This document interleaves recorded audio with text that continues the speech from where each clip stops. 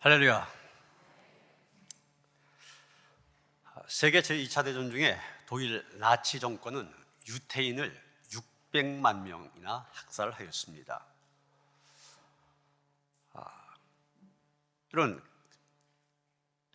죽음의 위협 앞에 있는 유대인들 얼마나 두렵고 또 공포 속에서 지냈겠습니까?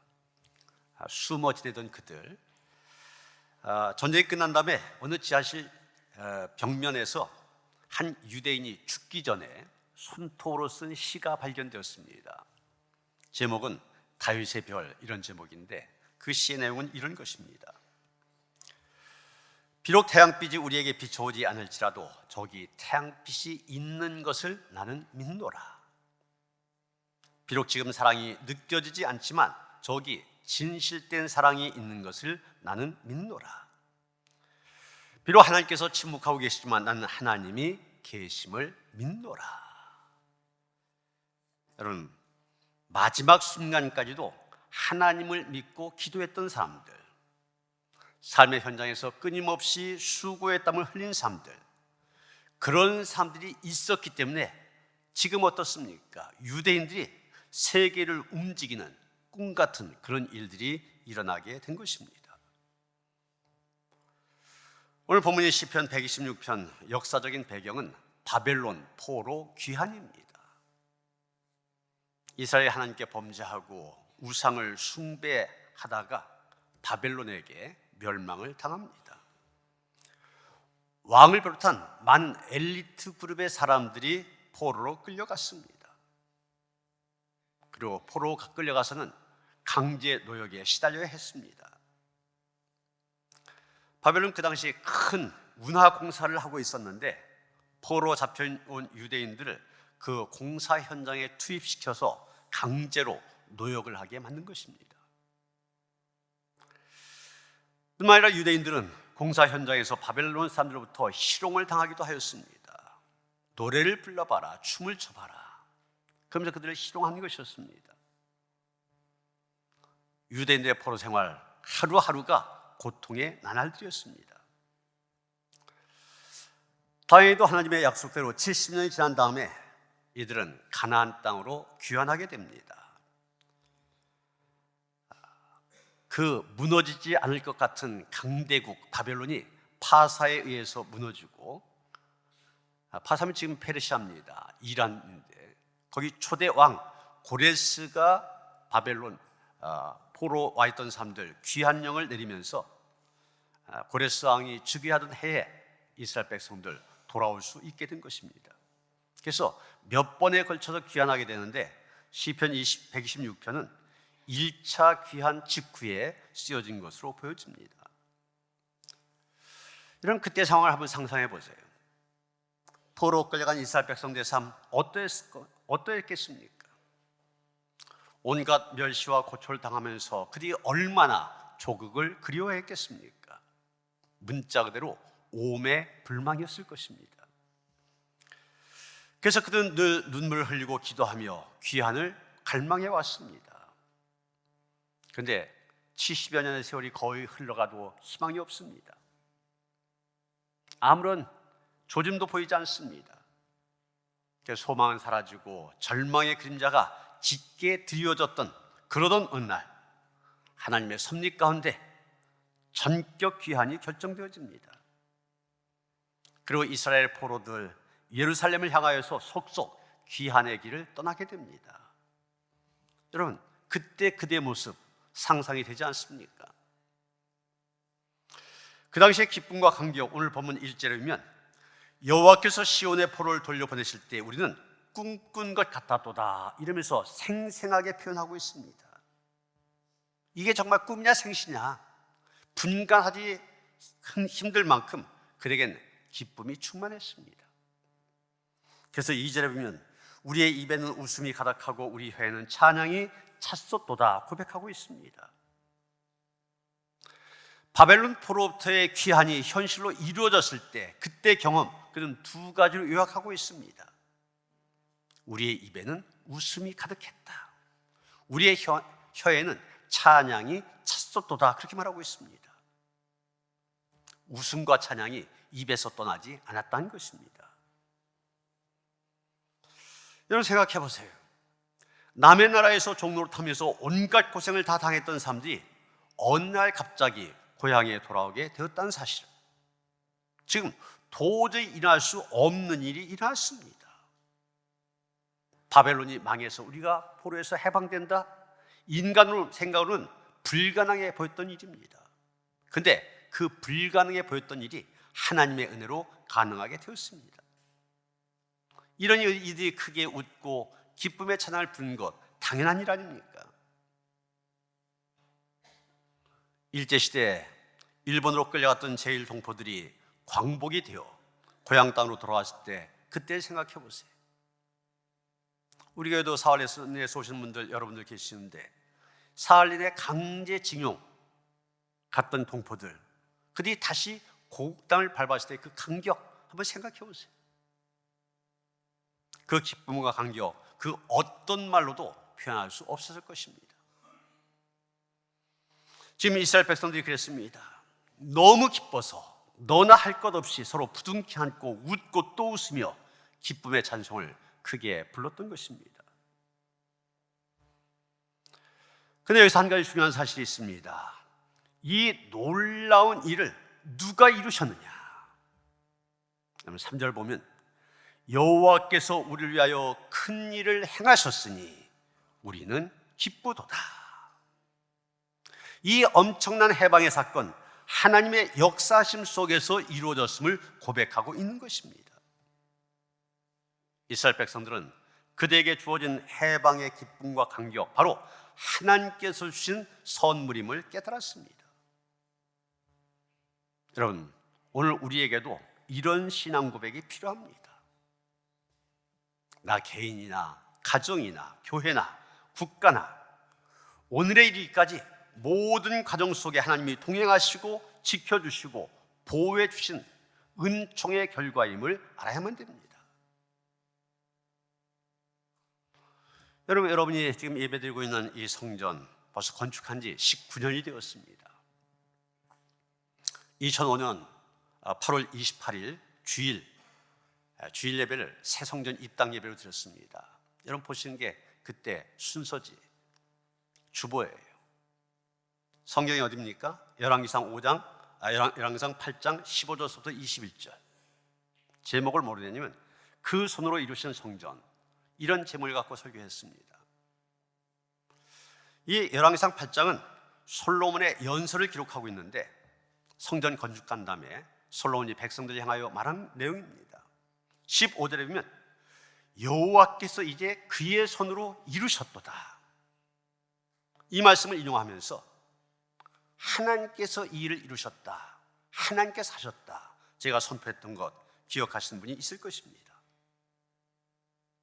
그렇습니다. 이 성전을 짓게 하신 분도 하나님이셨습니다. 정말 건축의 과정 속에서 하나님이 이루어 가신 것 온 교인들이 경험했습니다. 사실 처음 시작은 리모델링이었었거든요. 이 지역에 많은 아파트들, 새로운 사람들이 들어오는데 이들 위해서는 옛날 예배당이 좀 낡았으니까 리모델링 하자. 그래도 중 3층으로 돼 있어서 예배석이 한 550석 됐거든요. 그러니까 3부 예배를 드리면 1000명 이상은 예배 드릴 수 있으니까 리모델링 하자, 이렇게 시작했어요. 그런데 리모델링을 계획하고 견적을 뽑아보니까 10억이 넘게 들어가는 거예요. 그러면 차라리 좀 더 들어가더라도 증축을 하자. 그래서 중3층 증축하는 것으로 결정했습니다. 그랬더니 한 25억 정도 예산이 나오더라고요. 그래서 3층짜리 건물 짓는 걸로 추진을 했습니다. 그런데 한참 진행하다 보니까 지금 우리 교육부장을 맡고 계신 김기종 장로님, 그때 유년 부장이셨었는데, 목사님, 우리가 새로 성전을 지으면은 예배당은 천석이 되는 큰 예배당이 되지만 그렇게 교인들이 많이 모이면 아이들도 많아지고 교육 공간이 있어야 되는데 교육 공간이 없지 않습니까? 그런 거예요. 그래서 장로님이 다시 의논했습니다. 그래서 한 층을 더 올리기로 했어요. 그래서 지금 3층에 중4층 예배당이 된 겁니다. 한 층이 더 올라간 거예요. 예산이 한 45억 정도 들었어요. 아마 처음부터 제가 45억짜리 성전 건축하자 그러면은 반대하는 교인들도 있었고 아마 떠나는 교인들도 있었을 겁니다. 그때 우리 뭐 한 350명 모이는 교회에 1년 예산이 한 6, 7억 됐나요? 어디 40억짜리를 지어요? 정말 그 당시 우리와 같은 때 만수동에 교회 하나 짓는 교회가 있었는데 그 교회도 새로 짓는다고 하니까 권사님 가정 한 30가정이 떠났대요. 그런데 우리는 이렇게 진행이 되다 보니까 교회 건축하는 것에 반대하는 사람 한 사람도 없었고 교회 떠난 사람 가정 한 가정도 없었어요. 하나님이 하신 일 아닙니까? 하나님이 하셔서 오늘의 논현교회가 되어진 거예요. 저희 교회 그때 성전을 건축하면서 말레이시아 선교도 계속했습니다. 아마 우리 이 성전 이거 헐구 시작한 게 2004년 5, 6월 될 것 같은데 4월 달에 말레이시아에 신학교를 세우면서 그때부터 말레이시아의 선교를 본격적으로 하게 됐는데 우리가 계속 건축하는 과정 속에서 교회를 계속 져서 15개 교회를 졌습니다. 말레이시아에. 이 성전을 건축하면 성전 건축한 일에 전력 투구해야 되잖아요. 다른 데 눈 돌릴 기회가 어디 있습니까? 그런데도 성전 건축한 동안 계속 교회를 졌고 그 이후에도 이어져서 15개. 그 중에 하나만 교회가 창립 60주년 기념교회로 세웠고 14개 교회가 개인들이 헌신해서 됐어요. 사람이 한 일입니까? 역시 하나님이 하셨습니다. 봉헌 예배 드리러 갈 때마다 제 입에서는 항상 하나님이 하셨다, 하나님이 하셨다 그 고백이 나왔어요. 제가 올해 신학교 졸업하면서 이제 교육전사 풀타임 교육전사로 사역을 시작하면서 실제적으로 45년째입니다. 45년이면은 강산 4번 변하고도 더 지난 세월이잖아요. 목회자의 길을 45년 동안 건너는 게 쉬운 길이었습니까? 어려움도 있었고 고비도 있었고 그러나 그걸 다 헤치고 45년의 길을 걸어왔어요. 전 고백합니다. 하나님께서 인도하셨다. 하나님이 이루셨다. 이런 개인으로 볼 때나 가정으로 볼 때나 교회로 볼 때나 하나님께서 함께 하셨다. 하나님께서 이루셨다. 이 고백이 우리의 입에서 있어야만 됩니다. 시편 기자는 이런 놀라운 해방의 기쁨과 감격을 주신 것, 이것은 분명 하나님께서 하신 것이다. 하나님의 전적인 선물이다. 그렇게 강조하면서 5절, 6절 보면 중요한 말을 하고 있습니다. 눈물을 흘리며 씨를 뿌린 자는 기쁨으로 거두리로다. 울며 씨를 뿌려 나간 자는 반드시 기쁨으로 그 곡식당을 가지고 돌아오리로다. 이스라엘 백성들은 포로지에서 귀환하기 전 얼마나 눈물로 기도하며 애썼는지 모릅니다. 고생했을 겁니다.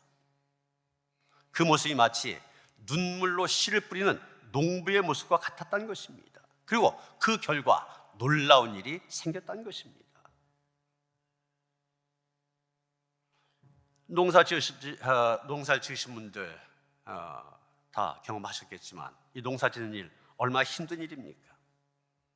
저도 중고등학교 때까지 일을 하면서 학교를 다녔었어요. 그래서 저희 집 모 심을 때 어른들과 나란히 서서 모내기를 하기도 했었고 벼벨 때는 또 나란히 낫을 들고 그땐 뭐 탈북기가 어디 있어요. 낫을 들고 벼를 뱄었습니다. 이게 얼마나 힘들어요. 모를 내려면 허리를 숙이고서 계속 모를 냅니다. 한 줄 다 낸 다음에 한번 일어서고 또 한 줄 낸 다음에 일어서고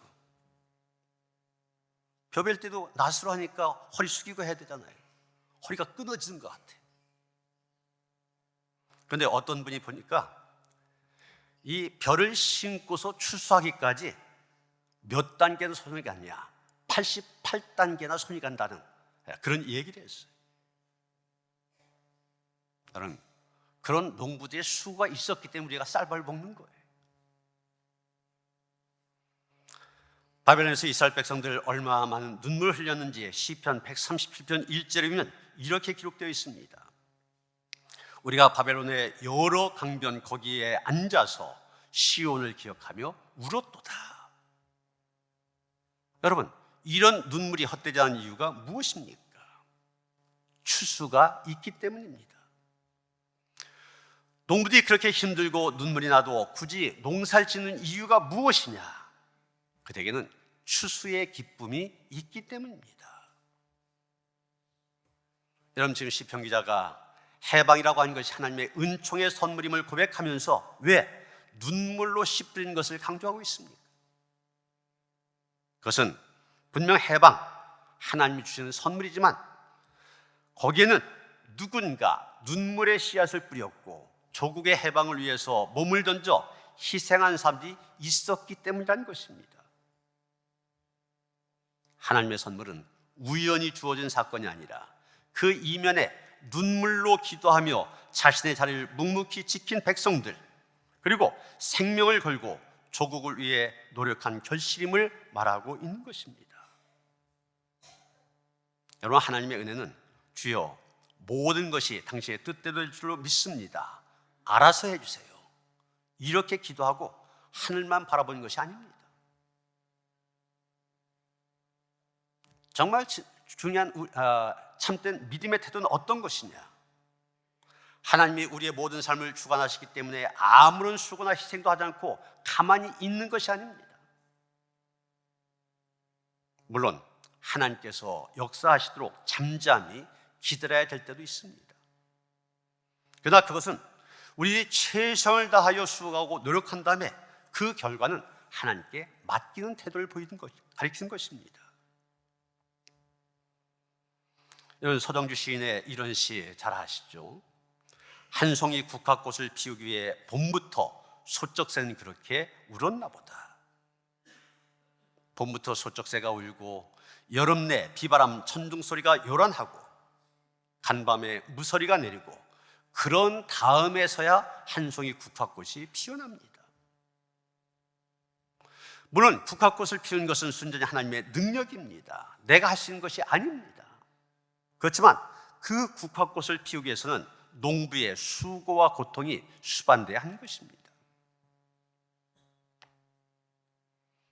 사람들은 본성적으로 수고에 땀을 흘리고 고통받는 것을 싫어합니다. 사탄은 그런 우리들을 자꾸 유혹합니다. 너 수고의 대가 지불하지 않고도 얼마든지 편하게 살 수 있는 길이 있어, 그러면서 유혹합니다. 노력하지 않고 열매를 거둘 수 있고 희생 없이도 능력이 나타나고 십자가 없이도 부활의 영광에 참여할 수 있는 방법이 있다고 유혹합니다. 오늘 사탄의 이런 유혹, 무엇이든지 쉽고 편한 길만 찾고 있는 현대인에게 얼마나 뿌리치기 어려운 유혹인지 모릅니다.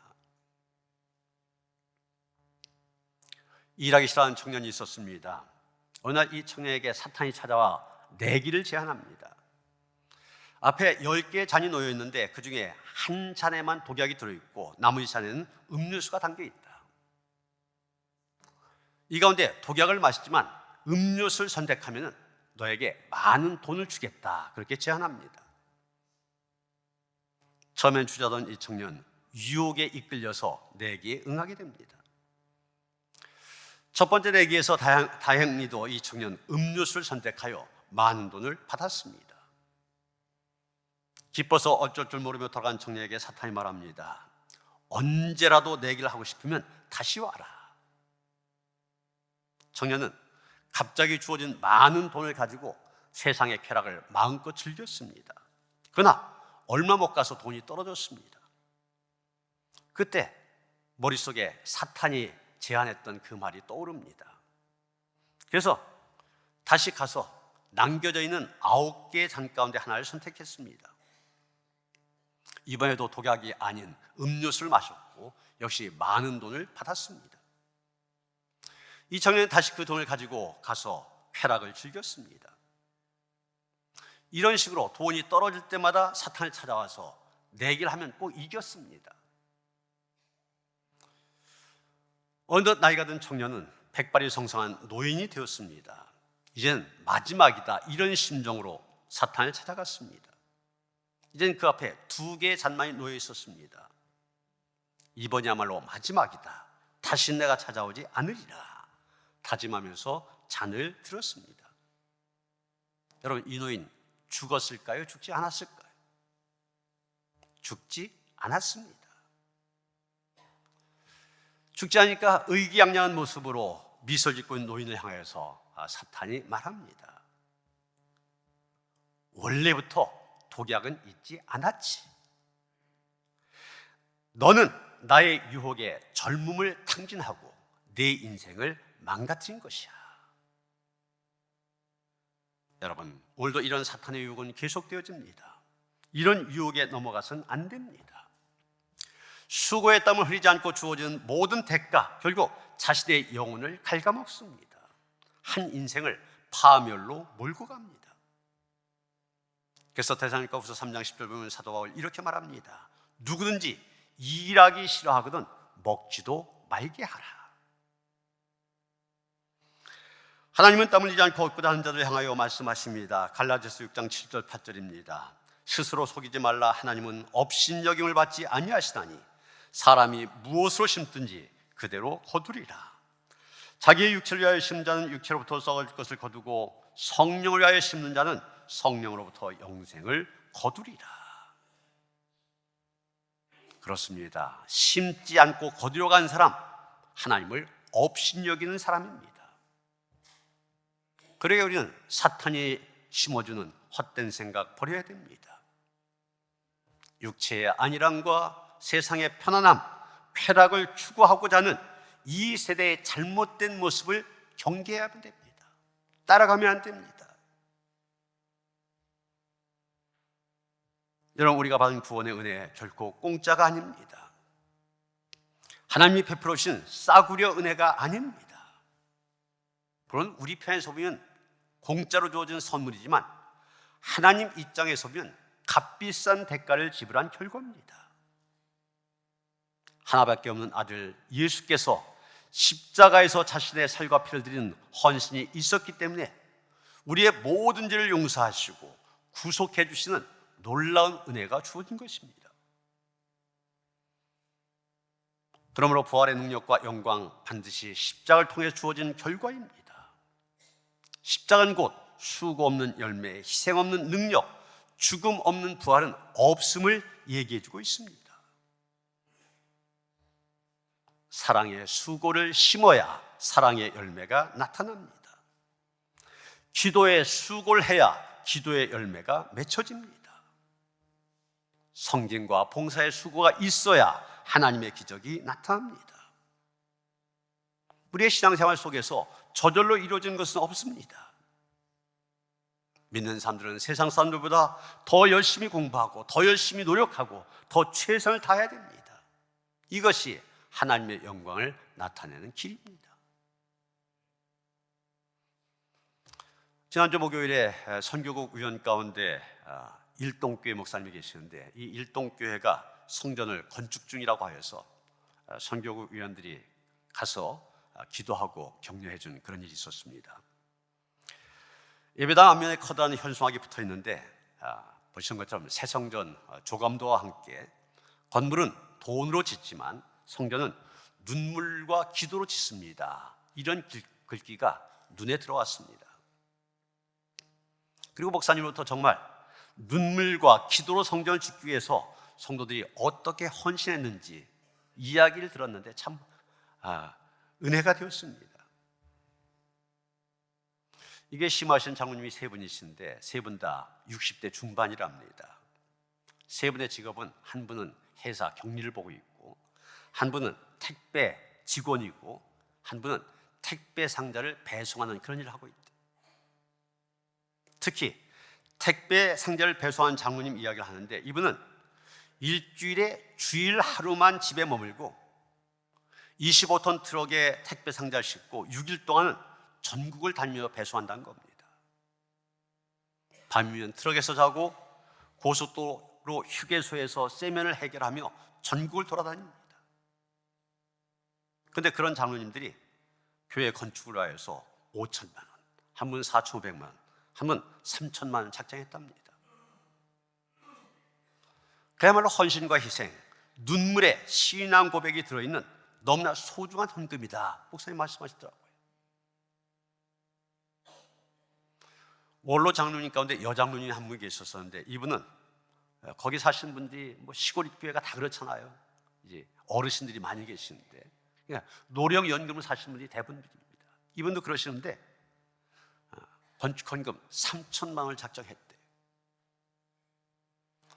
그런데 추석 명절에 가족과 모임을 갔던 중에 층계에서 굴러 왼쪽 팔에 기부스를 해야만 되었답니다.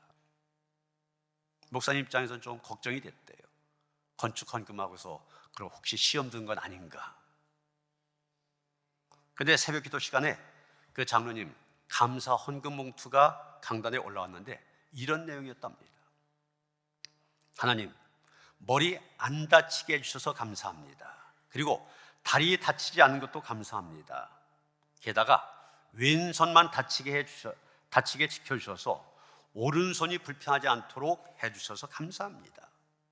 장로가 본이 되지 못해 죄송합니다. 그리고 이 장로님 목사님을 찾아왔대요. 건축헌금을 더 추가로 작정하겠다고. 그러면서 큰아들 이름으로 1,000만 원, 둘째 아들 이름으로 1,000만 원, 막내 아들 이름으로 1,000만 원, 3,000만 원을 더 했대. 이 포천의 일동이라면 제가 군대 생활했던 곳이거든요. 잘한 곳입니다. 시골 지역입니다. 군인 가족들 조금 있는 정도예요. 그러다 보니까 생활비 다 어렵습니다. 그런데 이런 헌신이 모여져서 이 교회 건축 예산이 12억인데 뭐 우리 교회 같으면 12억 그렇게 큰 거 아닙니다. 그런데 이 시골 교회는 굉장히 큰 거죠. 근데 다 채워졌답니다. 이 목사님 빚 안 지고 이 성전 건축을 완공한 것이 우리의 목표다, 그러시더라고요. 여러분, 우리가 지금 좋은 예배당에서 예배드리며 신앙생활할 수 있는 것, 지금 우리가 누리는 모든 것들 거저 주어진 것이 아닙니다. 거기엔 누군가의 노력이 있습니다. 수고가 있습니다. 눈물의 희생의 결과입니다. 사도 바울은 갈라디아 교인들을 향하여 이렇게 말합니다. 나의 자녀들아, 너희 속에 그리스도의 형상을 이루기까지 다시 너희를 위하여 해산하는 수고를 하노라. 예수께서 우리를 위하여 십자가를 지셨듯이 사도 바울은 한 생명을 위하여 그리스도 앞에 세우기 위해서 해산의 수고를 다했다고 고백하고 있습니다. 잠시 후에 두 아기가 헌화기도를 받게 됩니다. 이 아기들 그냥 나온 것입니까? 아닙니다. 한 생명을 잉태하고 해산하기까지 엄마의 그 수고와 아픔과 고통 얼마나 큽니까? 그럼에도 불구하고 새 생명의 탄생이라고 하는 신비로운 선물을 위하여서 해산의 수고 기꺼이 감당하고 있지 않습니까? 고통이 올 때 우리는 종종 진통제를 먹습니다. 그러나 그것은 근본적인 치료가 아닙니다. 아프다고 해서 계속 진통제를 남용하면 나중에는 진통제 먹어도 효과가 없습니다. 아픔을 참으면서 이겨내야만 됩니다. 영어 표현에 보면 no pains, no gains란 말이 있습니다. pain은 고통이란 말이고 gain은 수확하는 거, 얻는 거, 그런 뜻이거든요. 눈물의 고통 없이 얻는 게 없다는 얘기입니다. No cross, no crown 같은 말입니다. 십자가 없이는 면류관, 영광은 존재하지 않는다는 것입니다. 주님은 오늘도 우리를 향하여 세상 사람들이 좋아하는 편한 길이 아니라 좁은 길로 초대하십니다. 때로는 그 길이 눈물 골짜기요, 거기에는 해산의 고통이 있지만 그것은 창조적인 고통이요 축복이 예비된 고통입니다. 주님을 위해서 받는 창조적인 고난은 하나님께서 감당할 만한 힘과 능력과 지혜를 주십니다. 우리 모두 우리의 삶 속에, 우리의 가정에, 우리 교회에 하나님께서 그 큰일을 행하심으로